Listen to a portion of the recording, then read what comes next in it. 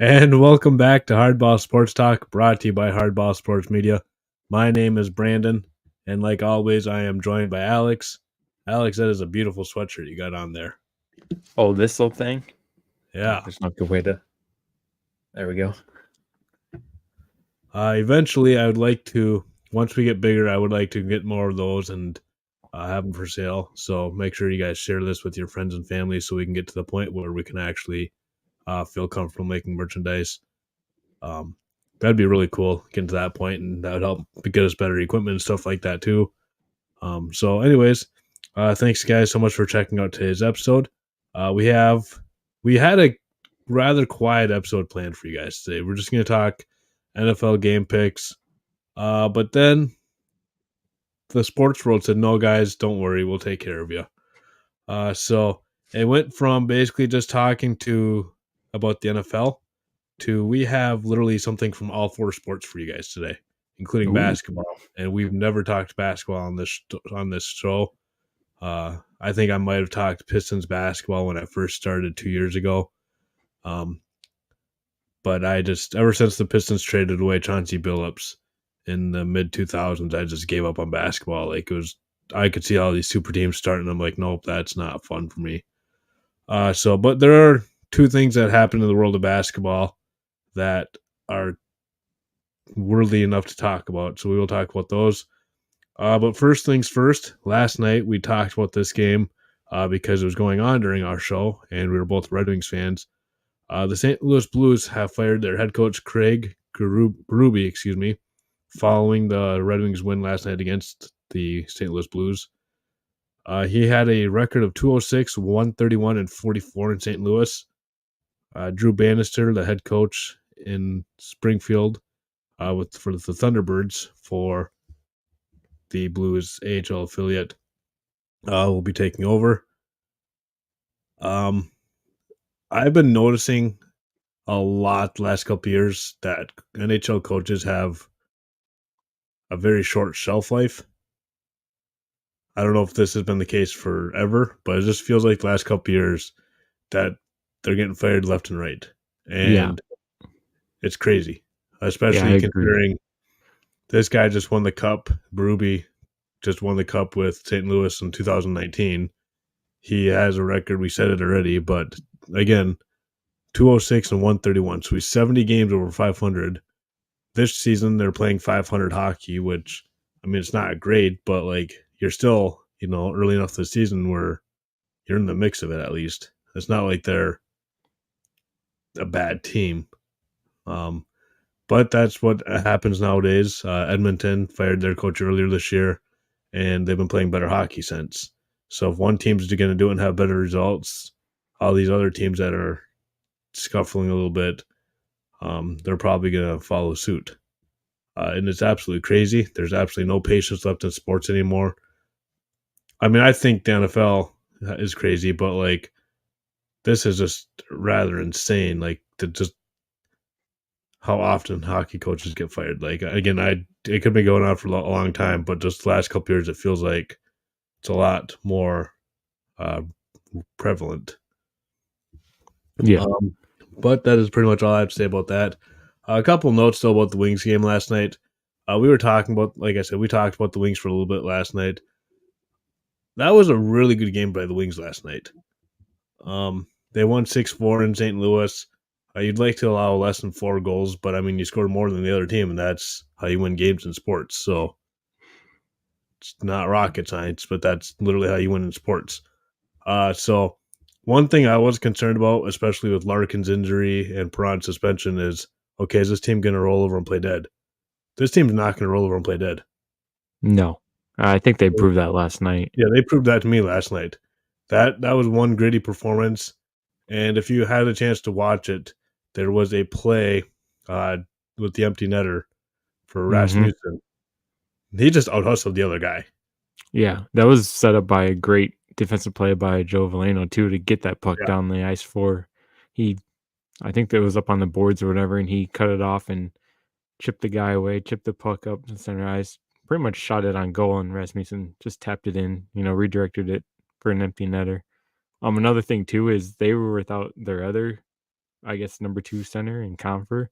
So they were only running 3 full lines and 2 full, defensive pairings. I don't know if you knew that.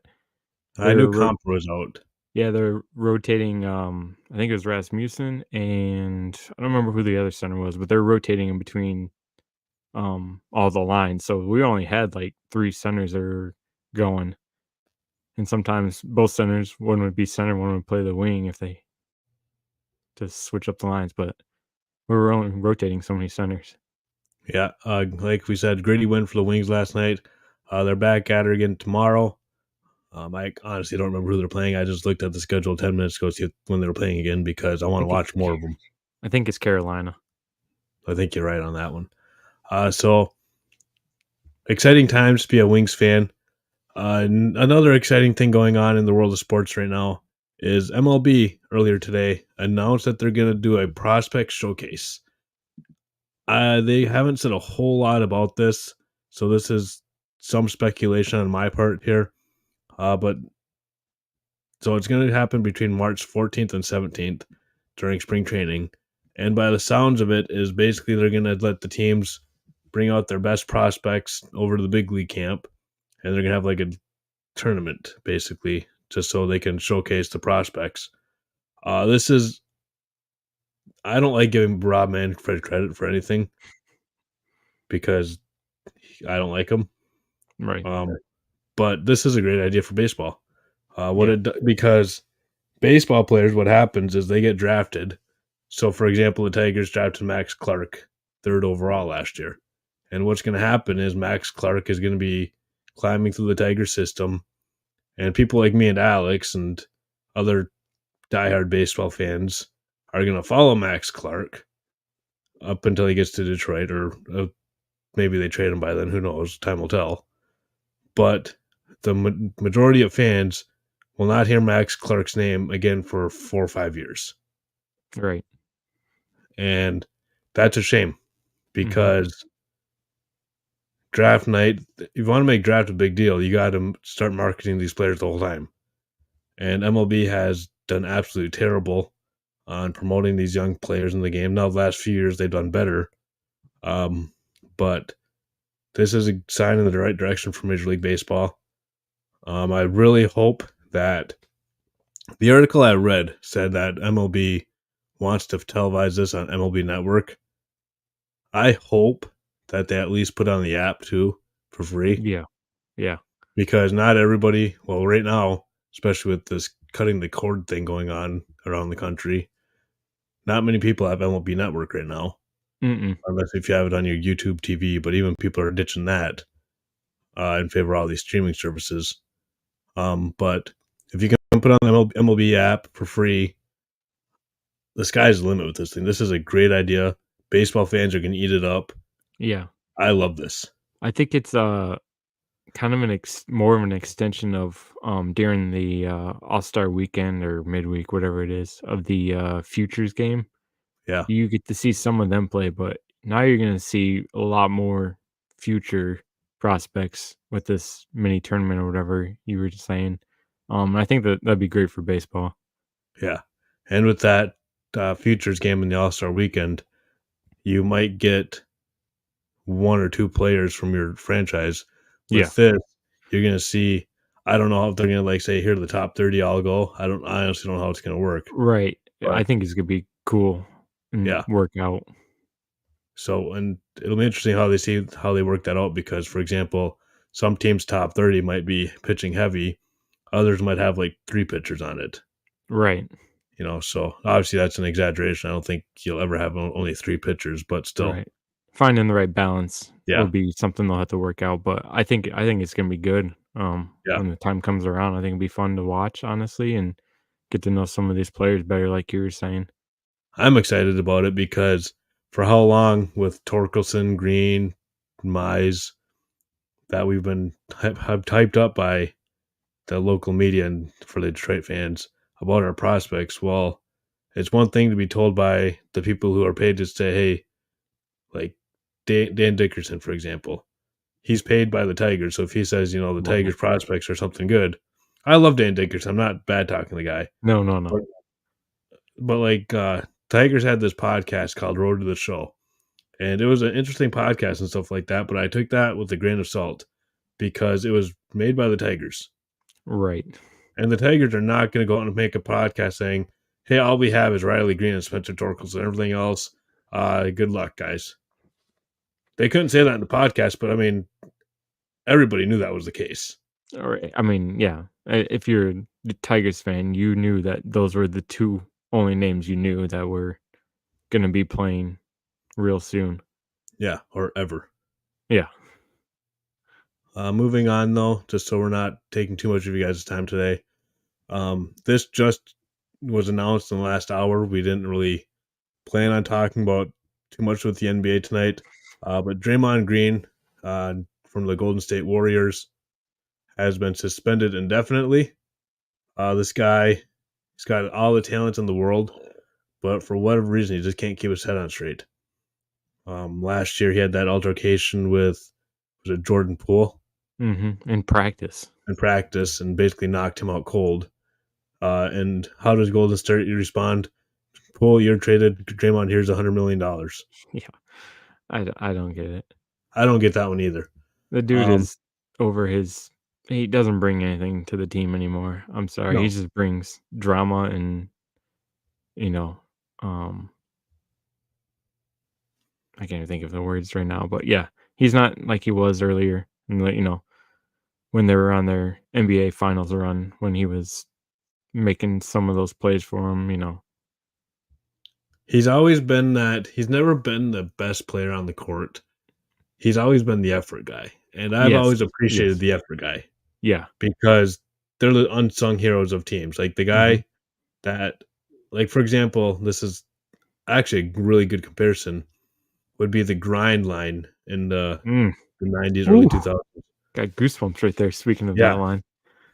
But like that's the types of players I like. Darren McCarty, Chris Draper, Kirk Maltby, Joe Culture. You know, the guys that aren't afraid to ruffle your feathers a little bit, but there's a limit between doing something to get in the other team's head and getting suspended indefinitely. Right. Right. There's a line that is being crossed, and I was listening. We listen to the same sports talk radio, so I'm sure you heard the comments that were said today. Yeah. And I'm like, what the heck did this clown do this time? So I got home today and I looked it up, and I'm like, I mean, it kind of does look like he wasn't trying to hit the guy, but Draymond doesn't get the benefit of the doubt from anybody anymore. No, this isn't, and it kind of goes back to kind of what we talked about. This isn't David Perron throwing the elbow to the face or whatever. You know, a guy who's had a clean sheet for over 1,000 games. This is Draymond Green, who, in all seriousness, cost them a title back in 2016 when he decided to low blow someone during a game. Yep. So, and he's never going to change. Like, no. So I don't really know what indefinitely means. Yeah. Well, he's got a checklist of things he's got to prove to the league and to the team before he can play again, is what we're hearing. So it'll be a while, my guess is, before we see Draymond on the court again. If he was younger, like let's say he was like in his 4th or 5th season in the league, I'd say, hey, get your act together, make a career out. Like, you know, you have a good career in front of you with how you play. But this guy is towards the end of his career now. He's not going to change his ways. So, and if he's on another team, no one's going to care. No one's going to. He's not going to be impactful or effort on another team. No. He was the perfect piece for the Golden State Warriors when he was there, because you had the Splash Bros who were flashy players. You know, they shoot the three, dribble the ball really well, make splashy moves, splashy passes. And then you had the goon in the middle, if you will. Yeah. Basically, you know, keep things interesting. Yeah. He and this is my fandom coming through, but back in the day, I'm sure this name will resonate a lot with the Pistons. He was he's like Ron Artest for my Lakers. Yep. He was a guy that, you know, not many people like, but he did the right things for the team. He helped. He was the X factor for the team at the time. And that's what Draymond was. and he also ran into the crowd and punched people.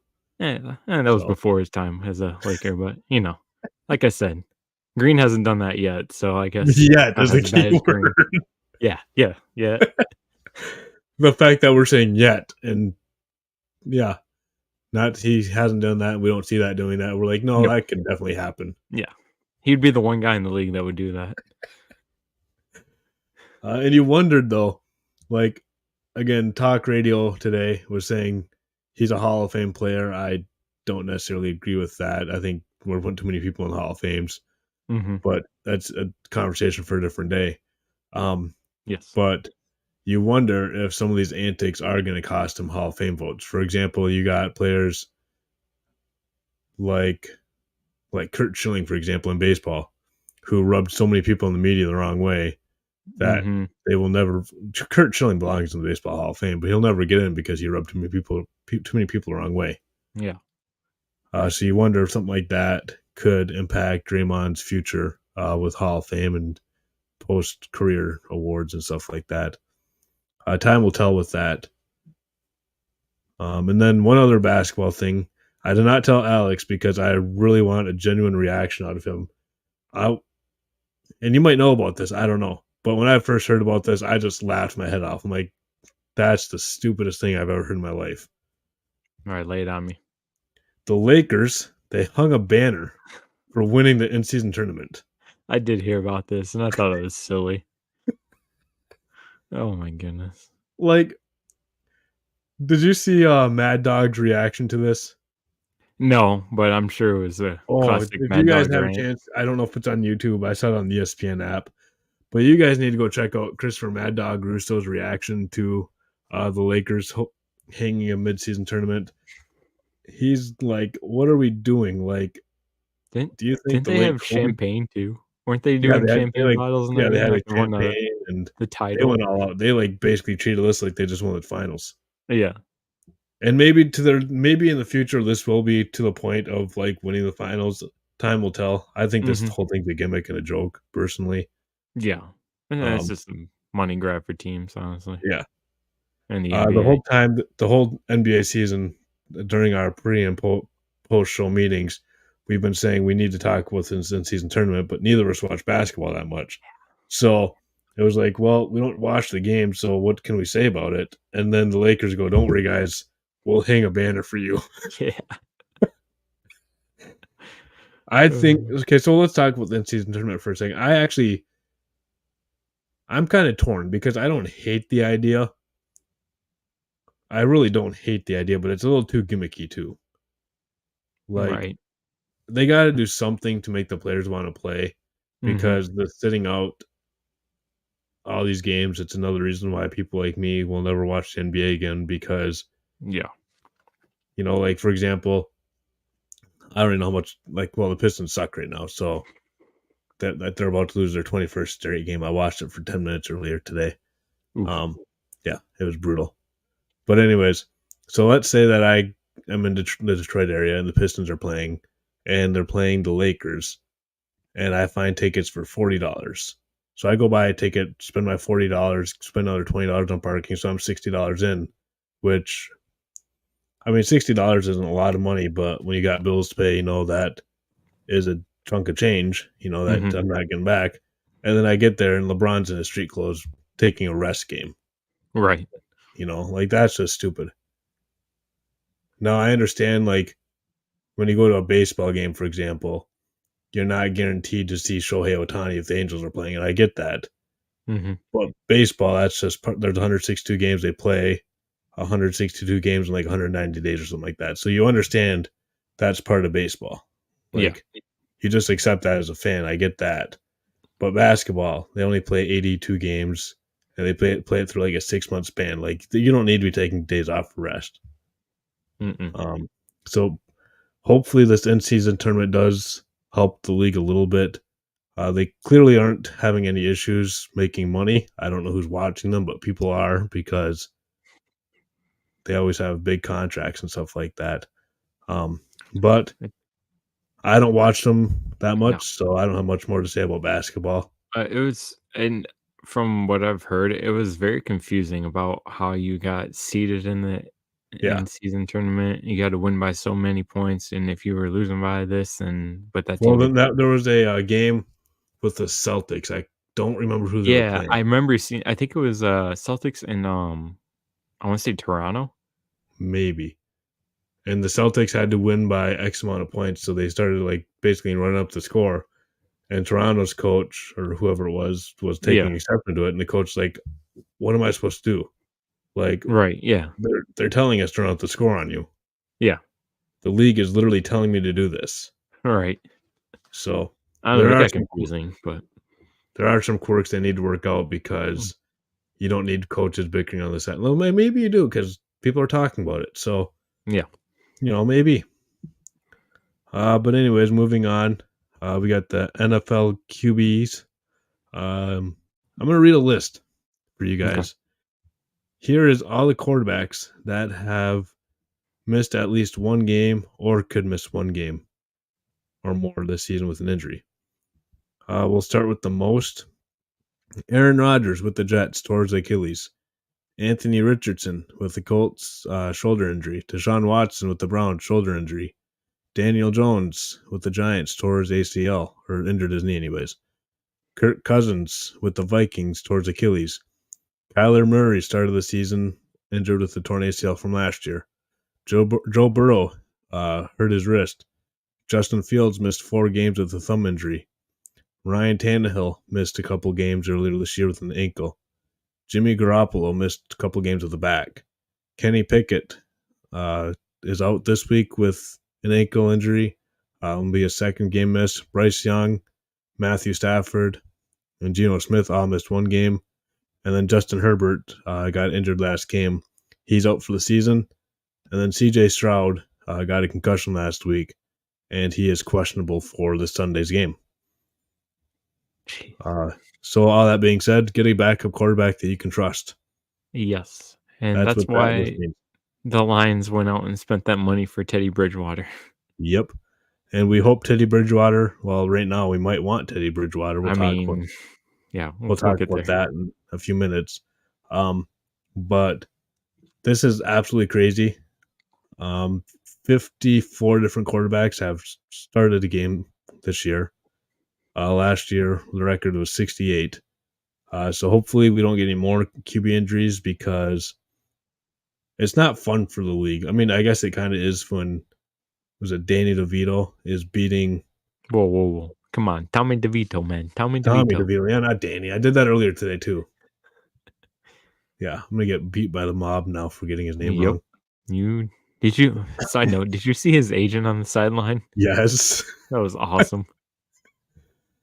So Tommy DeVito though with the Giants, and then you got, uh, oh my goodness, I'm drawing blanks right now. You got the Bengals with their Jake Browning Jake Browning. The Browns have started 4 different quarterbacks this year. got the elite Joe Flacco, baby. Yeah, they got Joe Flacco now, the most adult of them all. Yeah. And nothing against Joe Flacco. Like, No. Joe Flacco, there was a conversation on one of their shows that we listened to today. I don't know if you heard it or not, but they were talking about Cam Newton said basically Hmm. about the game managers. Yeah. And this radio show, they're like, why do you have something against game managers? You know what a game manager is? It's somebody who doesn't turn the ball over, who makes the check Exactly. at the line, who throws it to the right receiver. Yeah. Like, it's not always the sexy play or the big play down the field. It's, hey, it's 3rd and 3. Let's get 4 yards. Yeah. Exactly. And that's what you need to do. Like, that's how you win is move the ball. Yeah. Now, Patrick Mahomes is that kind of quarterback, but he's also the type of quarterback that can make the big play too. Hmm. And that's why he's gets paid the money he does. But there's nothing wrong with a guy like Kirk Cousins or Jared Goff when he's not turning the ball over. Yeah. These guys are also, or Joe Flacco. You're just seeing Joe Flacco's not going to go out and win you a game, but he's not going to go out and lose you a game either. Right. Right. And there's some quality in that. Like, there's nothing Hmm. wrong with that. I would like that guy on my team actually.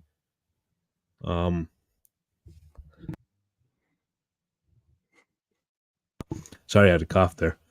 But with all these injuries, the backup quarterback right now is probably, if you ask me, like the third or fourth most important position in football right now.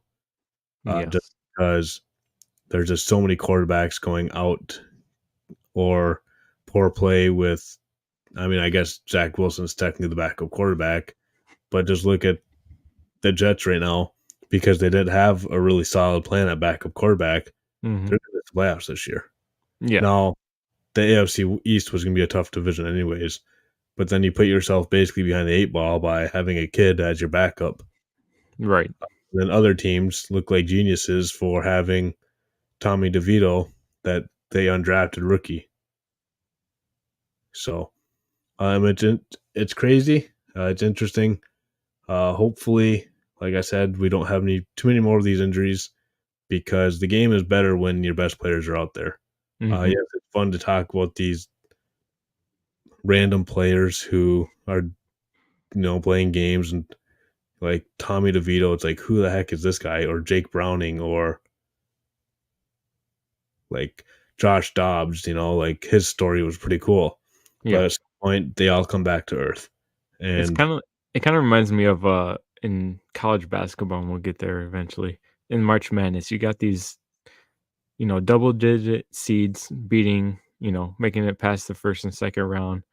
And it's like, all right, that's a cute story, but give me the, blue bloods as much as I want to see this team go all the way and win the championship. We know it's not going to happen.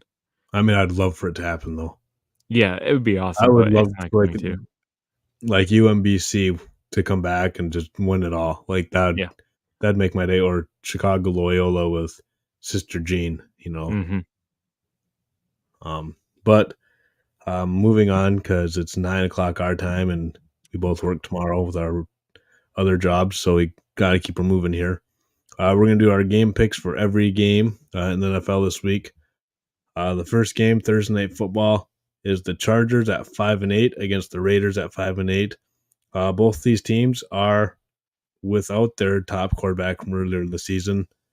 The Chargers lost Justin Herbert with a hand injury, so they are going to. I'm looking it up right now. Easton Stick Ooh, out of from South Dakota State, I believe. North Dakota State. Oh, he was in North Dakota. Okay.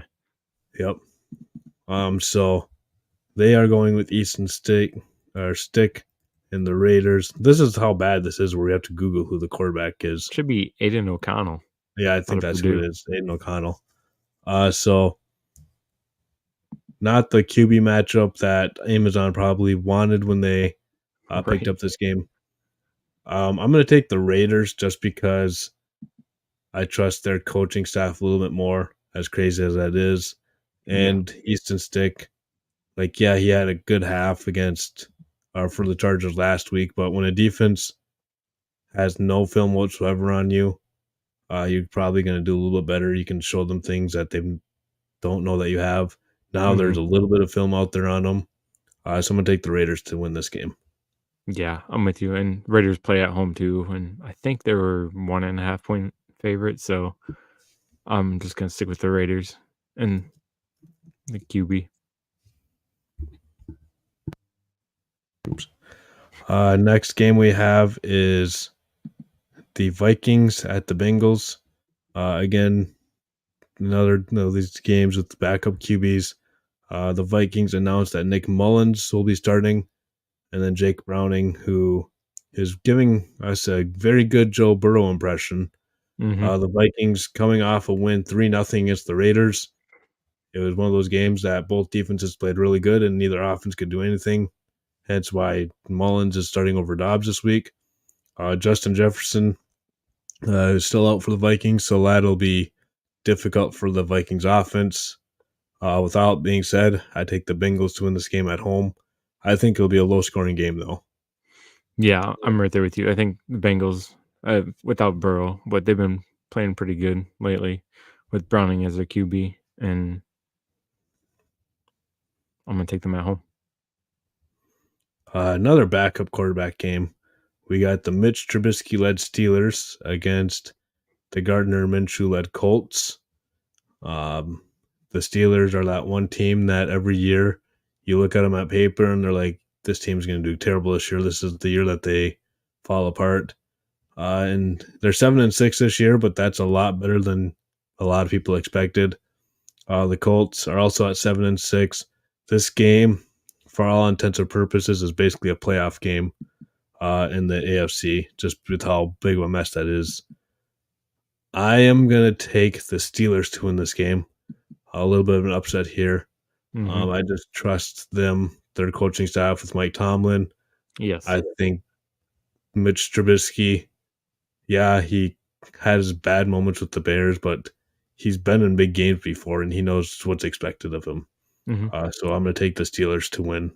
Yeah, I'm going to take them as well. Like you said, with Tomlin and what also you said, playoff impact. I just trust him more than the Colts and their coaching regime right now. So give me the Steelers. Next, we got the Broncos at 7-6, traveling to Ford Field, take on the 9-4 scuffling Detroit Lions. We talked about this game briefly last night, and we both said we're taking the Broncos, and that hasn't changed for me. Nope. One thing that I did hear, though, today was the Broncos are averaging 5 yards a run against them.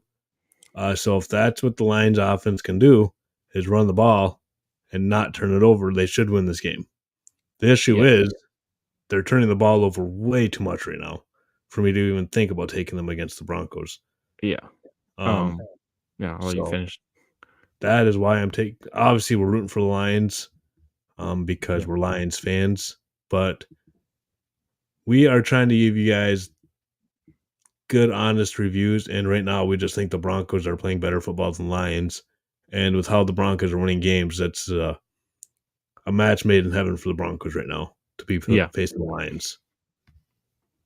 Like you said, I'm taking Broncos too. Another thing I want to add on to that too is where's Ben Johnson at? Where's he been? You had over 100 yards rushing, whatever, in the first half. I don't remember what the yards per carry, and then you completely go away from it. Like you're saying, the Broncos are giving up 5 point whatever. The Lions are first half team the past 4-5 games. Well, in the Packers game, they didn't even show up for the first half. Yeah, yeah, that too. And the Bears game, the first Bears game. Literally, this is your chance to literally run the ball down their throats the whole game. You have probably one of the best duos in your backfield who can both do different things and similar things. But who knows? It's the Lions, so that's just give me the Broncos. Another thing that I would like to see with the Lions is the Broncos, their defensive backfield. It's really good with like the short passes and stuff like that, but if you can get them downfield, that's where you can beat them. We have a guy on our team that we drafted him to be the deep ball threat. Yeah. If there's a game for him to show out, it's this one right here. You can run the ball and then throw it deep to J-Mo. Yeah. And unfortunately, what they're going to do is they're going to run the ball and then they'll do a play action and a 5-yard slant to Khalif Raymond. Right, the wrong guy. I don't mind. You're wrong. I know that we can make plays. Yeah. Like I'm not bad talking Khalif Raymond or anything like that, but this is the matchup for J-Mo to go off, and I just don't think they're going to do it. No, I don't get it.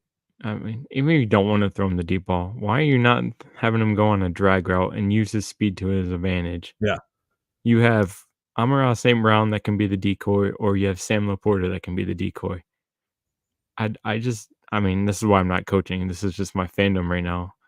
I don't understand why it's so hard for them to run a drag route, slant route, curl route, whatever with J-Mo, and just give the ball in his hands and let his speed take over.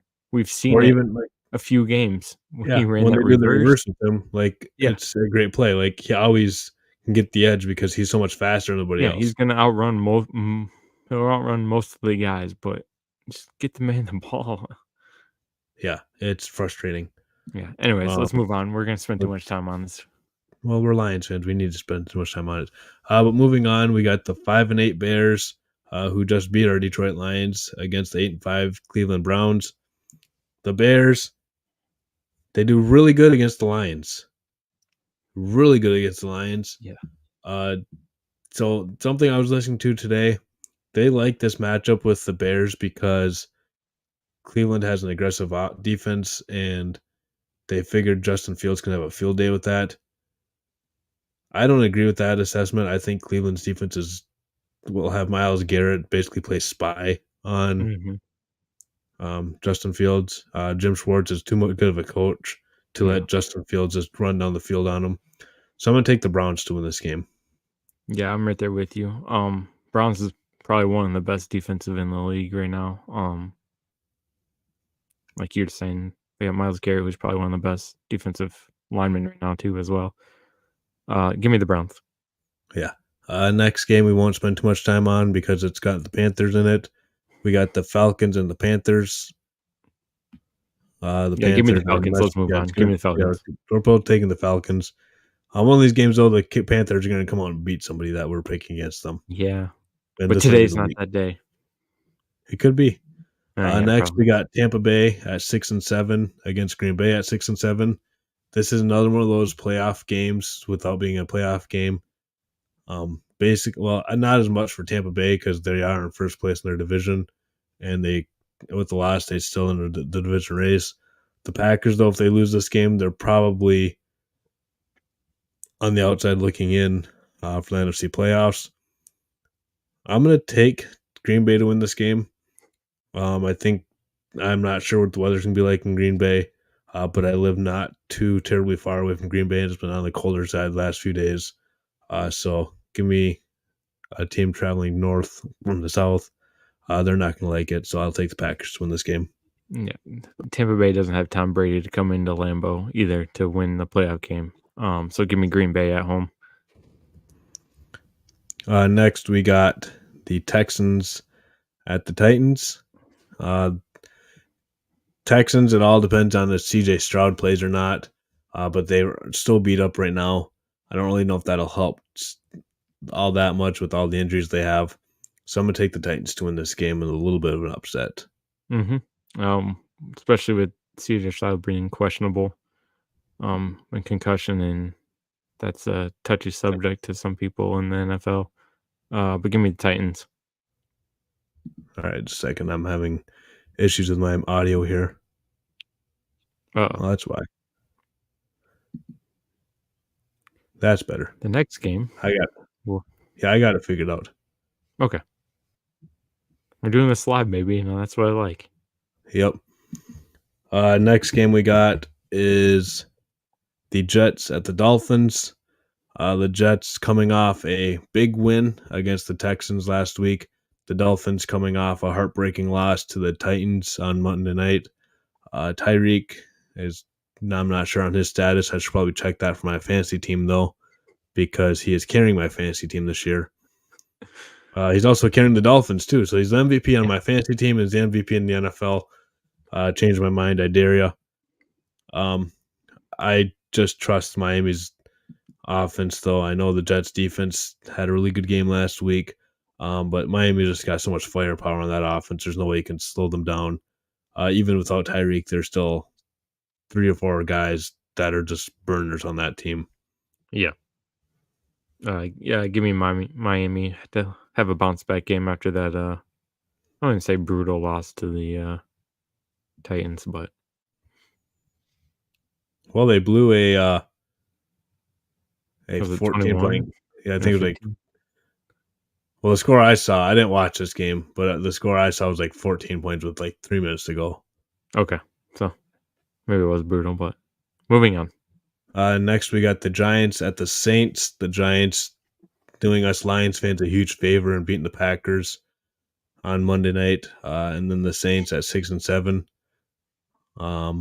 This is one of those games that I could honestly see either team winning. This one's in New Orleans, though, so I'm going to take the Saints just because of the home field. Who are they playing? I have 7 audio issues. Yeah. It's the Giants and the Saints. I'm going to go with the hot streak right now with the QB. Give me the Giants over the Saints. Next, we got the Chiefs at the Patriots. The Chiefs are still not over the offsides call. The Patriots. There's reports out there that this is Belichick's last year in New England. We'll see if that's the case or not. But anyways, I'd take Kansas City here. There's, again, way too much weapons in Kansas City with all that, and New England's offense can't do anything. I know they had a good week last week, but I just trust Kansas City and Patrick Mahomes and Andy Reid to figure out something here shortly. Yeah. Give me the Chiefs. Next, we got the Washington Commanders at the LA Rams. Commanders aren't 4-9. The Rams aren't 6-7. I'm going to take the Rams. I just think they're in a better situation. McVay's the better coach than Rivera. Stafford's a better quarterback. They got the better offense. Aaron Donald's the best defensive player on the field. So I'm going to take the Rams. Yep, I'm going to take the Rams as well. There was something I was going to look up about this game. It actually has to do with the Lions, and I haven't looked into this. If somehow the Lions pull off the miracle and beat the Denver Broncos, and the Commanders actually beat the Rams, and the Eagles beat Seattle, then they would clinch a playoff berth. Who would, the Lions? Yeah. I don't know if that's true or not, but that's something I saw. Well, I could be, because I think the Niners are the only team in the NFC to clinch a playoff spot. Yeah. There's actually another version of this, which is a lot to go through. But that was one version of how the Lions can clinch a playoff game this weekend. I mean, I think we'll talk more about it later, but I think the Lions will make the playoffs. I just don't see them making a big run in the playoffs anymore. Right. Next Rams, yeah. Next, we got the 49ers at the Cardinals. We're not going to spend too much time here. I think the 49ers are clearly the better team, and we'll have no problems in this one. Yep, same here. Give me 49ers.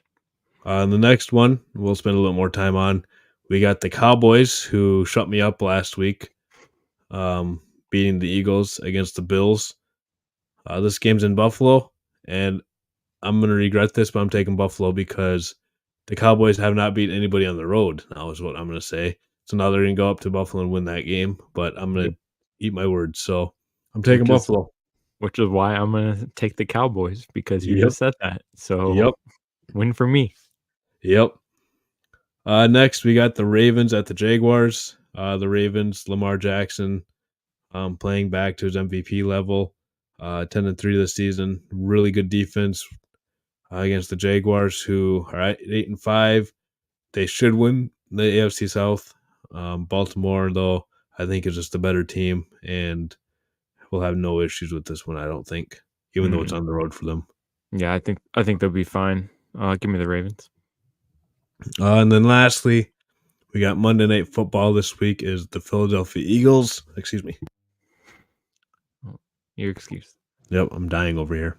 I see that. The Philadelphia Eagles at the Seattle Seahawks. The Eagles, they're scuffling a little bit too. Seattle is basically playing for their playoff life right now. Pete Carroll is going to have his team ready to play. So I think they'll keep this game close.